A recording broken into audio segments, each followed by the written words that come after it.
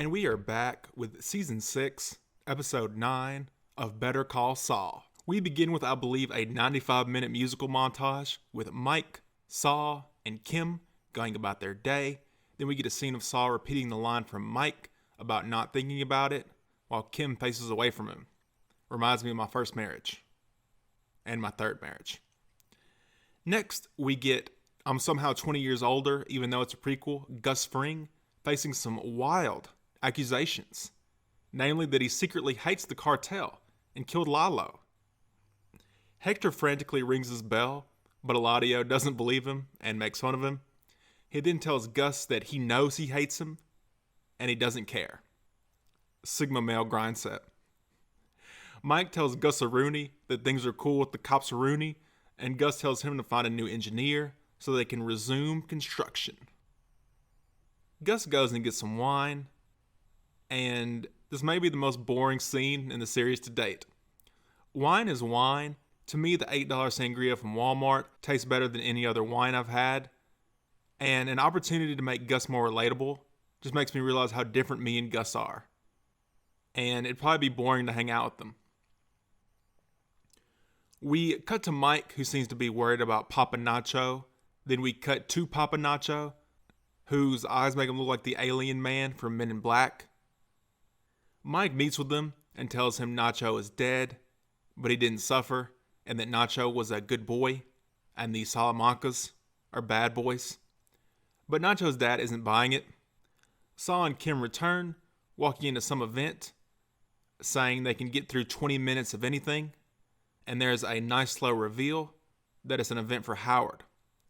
Swikart randomly looks about 10 years older for a second, and Saul makes some very generic small talk about how it doesn't seem real, and he expects to see Howard charging down those stairs with a smile, like a golden retriever on crack. The whole time Kim was looking at him like, why are you saying these things? We learn that HHM is going under, and Swikart calls Jimmy Jimmy, then corrects himself, and calls Saul Saul. They go to talk to Mrs. Howard, and they climb those stairs like they're climbing to their doom. Howard's wife comes at them pretty hard, and it all culminates with Slippin' Kimmy going full psycho mode, blatantly lying to a grieving widow, then looking at her like she's studying a rat in a cage. She then tells her that she walked in on Howard stored in crack, then puts her hand on the widow's shoulder and is like, maybe I misunderstood what I saw.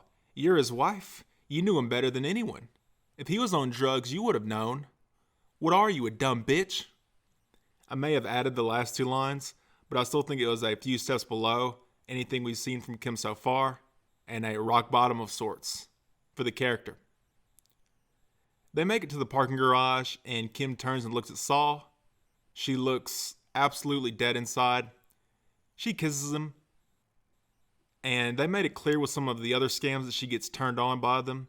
So for a second, just a brief second, I thought Kim was about to jump Saul's bones outside the event for the guy that got killed after lying to his widow and making her cry, which would have been one of the most twisted scenes in television history. But no, she just turns and leaves, leaving Jimmy standing in the parking garage by himself. And at this point, I thought Kim was going home to kill herself. Instead, we cut to the next scene with Kim frantically tapping her pen. She then withdraws from the case, then lets the judge know she has withdrawn from the law. Jimmy charges into the parking lot like he's Crash Bandicoot. Kim now suddenly looks 10 years older, and she breaks up with him. We'll go back to that, but right afterwards we jump straight into the Breaking Bad timeline with Saul waking up next to a lady of the night, then heading to Saul Goodman HQ, where the episode ends. So to go back, the Kim and Jimmy breakup scene was a little too short for my taste. For such a long-running friendship/relationship, it feels like it was over in an instant. I recently dated a girl for 2 months. We broke up. And the conversation that led to the relationship ending still lasted several hours. And we talked about it here and there for several days afterwards. And I know the show has been criticized for being too slow, especially seasons 1 and 2. But I feel like these last two episodes have had scenes that went too fast, like the Lalo Gus confrontation and the breakup this episode. And then we have that random scene with Gus talking about wine for 92 minutes. I assume that'll be paid off later with Gus drinking the wine he mentions when the lab is completed, or when he kills the cartel off. But it still didn't need to go on for that long. I sincerely hope that Kim makes it out okay, and Gus doesn't view her as a liability now, since she is doing the complete opposite of what Mike told her to do. He told her to act like everything was normal, and she immediately resigned from her job and broke up with her boyfriend. But we did jump to a completely new timeline, so maybe that'll save her. In any case, that's all I have for this episode. I'll see you on the next one. Okay, wait. I went to sleep, and when I woke back up, I felt like I had been emotionally hit by an emotional truck on the emotional highway. Like some real life breakups, the full emotional weight of what happened between Kim and Jimmy didn't hit me until later. And my opinion has changed from, it's a decent connective tissue episode, to, it's one of the best of the series, due to how it affected me emotionally. I always figured that Kim and Saul would break up, and it was just inevitable. But now that it's actually happened, I feel empty inside, and as dumb as it sounds, I almost feel like I lost something in real life. And the flash forward to him being Saul is just so painfully empty. It's upsetting. It reminds me of when I worked at a call center and customers would get upset. One even said, "I hope God inflicts the pain on you that you've inflicted on me." And another one threatened to blow up the building.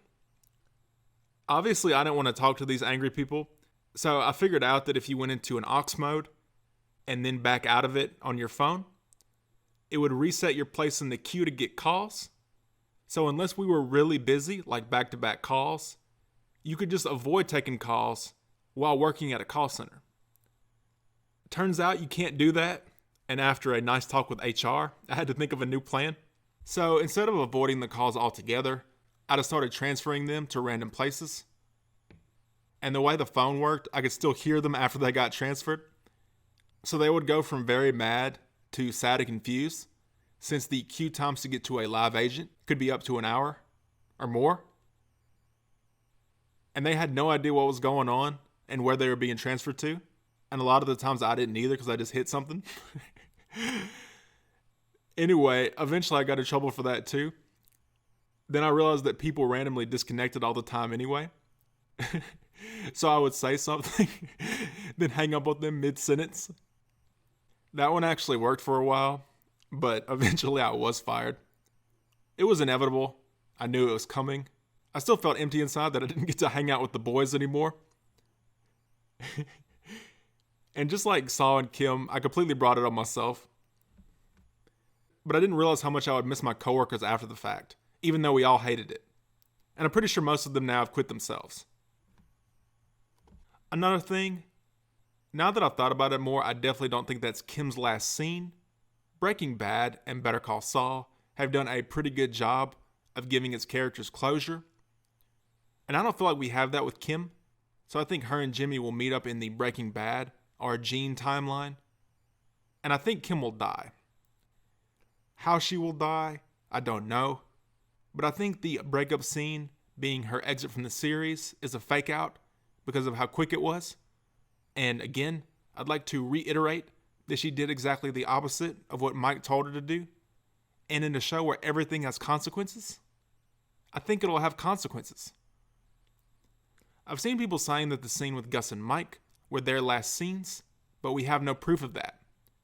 For all we know, the cut forward to Saul was just a cut forward, and we will return to the Better Call Saul timeline. Especially since Saul got the inflatable thing from the Kettlemans, and we were never shown how. Peter Gould, the showrunner, has also said that we will see Mike in a darker place than we've ever seen him, and we haven't seen that yet. And Peter also said that Gus would find love, and we haven't seen that yet, only him reject love so far. It is possible that Peter was being ironic, but we don't know that for sure. However, it is also possible that we see those things in the new Breaking Bad timeline, and we never go back to Better Call Saul. But I really think we're going to go back, though. People keep saying that the new timeline is in 2005 because of the license plate, but the handicap thing says November 2008, and Saul meets Badger in December 2008. He also mentions the public masturbator that he confuses Badger for in Breaking Bad. So I really don't think we're in 2005, but I could be wrong. Because who's to say there's only one public masturbator? He does say everybody's doing it these days. I've also seen people defending the Gus wine scene because it's showing us, one, what Gus does for fun, and two, showing us that Gus absolutely cannot let his revenge vendetta go and let his guard down for even a moment, even though he totally wanted to put it scientifically, bang that waiter. I agree with both those takes, but it was still too long and could have been written in a more interesting way. Regarding Kim, it is possible that the writers are going for a true-to-life approach on how some breakups go, and we will never see Kim again, but I doubt that. I think Gus will be paranoid the same way Jimmy Conway was after the Lufthansa heist. If that's how you say it, I don't remember, because Lalo messed him up that bad. And he is bringing in another engineering team to finish the lab. So it makes sense for him to be paranoid, and from Gus's perspective, Kim's behavior may be seen as erratic. So slipping Kimmy could be, not necessarily will be, but could be on the chopping block. Also, I don't think Saul will ever find out. I mentioned it before, but I will also say the flash forward to Saul makes me unreasonably depressed. I mean, what an empty life. He's so busy with so many different things. It's almost like he's making himself as busy as possible so he doesn't have to be alone with his thoughts for even like 1 second. Anyway, I don't expect that people will be on my side and agree with me that Kim will die, but I don't know, man. I just feel like something worse is going to happen than what has happened already. Anyway, I'm going to go consider watching The Sopranos, but probably not actually do it, and I'll see you next week. Quiero que me arruine el desayuno con el...